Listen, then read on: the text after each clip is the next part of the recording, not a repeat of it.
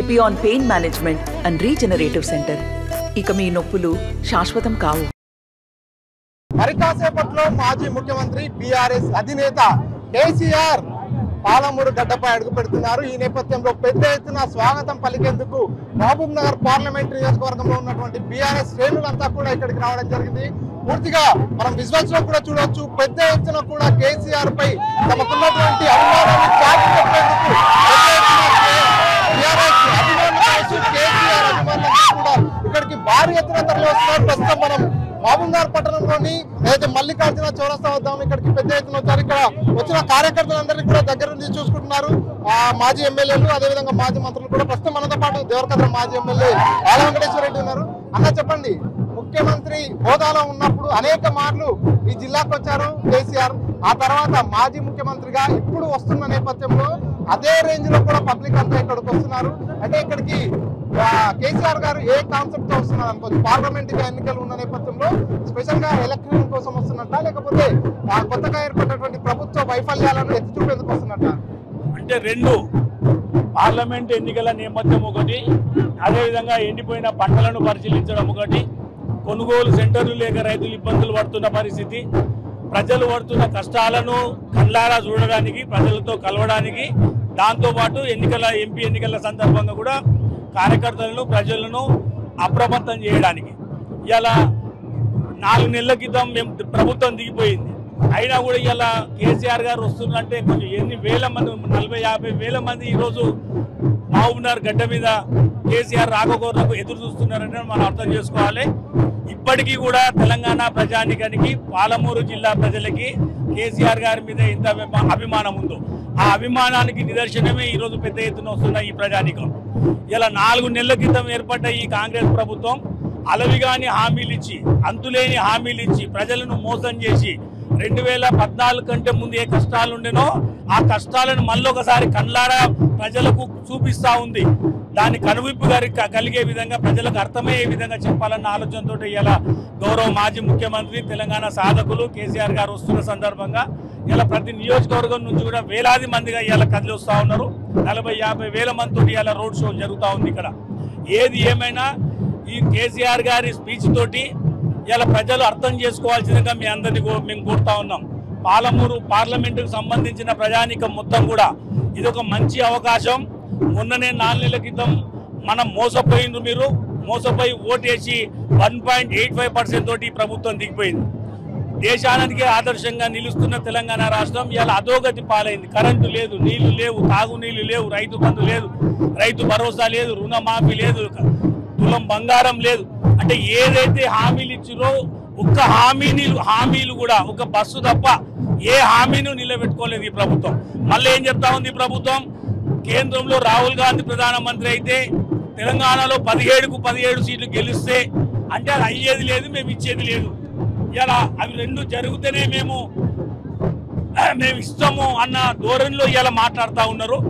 అది అందుకే ఇలా ప్రజలకు అర్థమైపోయింది. ఈ 4 నెలల కాలంలోనే సందర్భం వచ్చింది, పాత పెట్టే టైం వచ్చింది. ప్రజలను అర్థం చేసుకొని ఆలోచన చేసి ఓటు వేయాల్సిందిగా కోరుతా ఉన్నాం.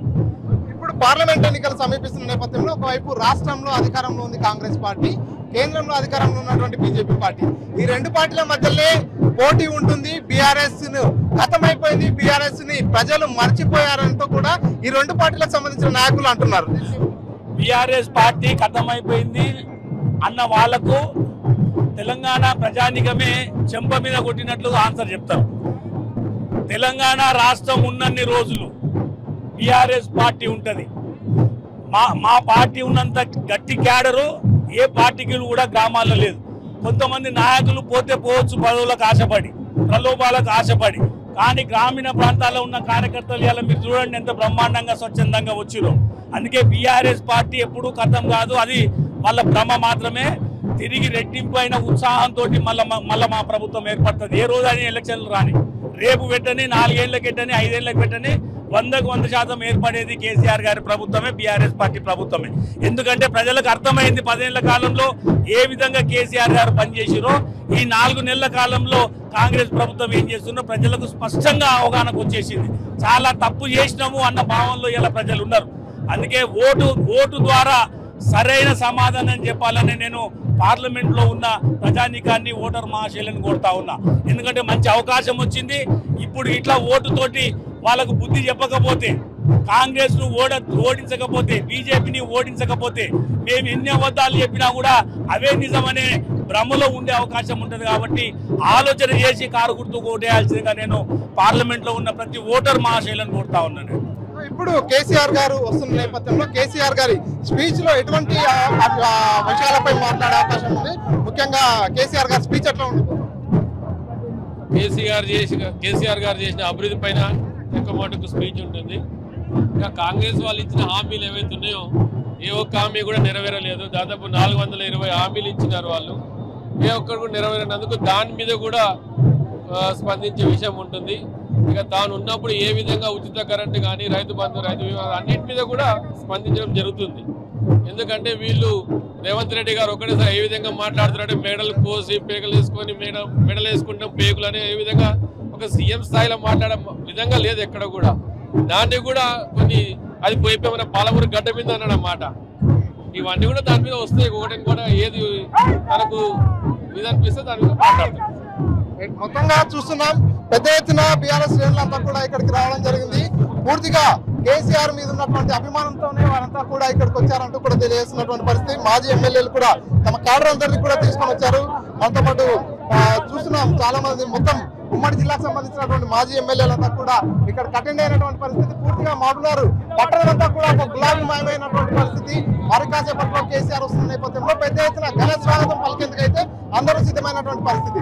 ఇది ఇక్కడ తాజా పరిస్థితి. పర్సన్ నరసింహరెడ్డితో మణికంఠ, RTV, మాట్లాడారు. నమస్తే అండి.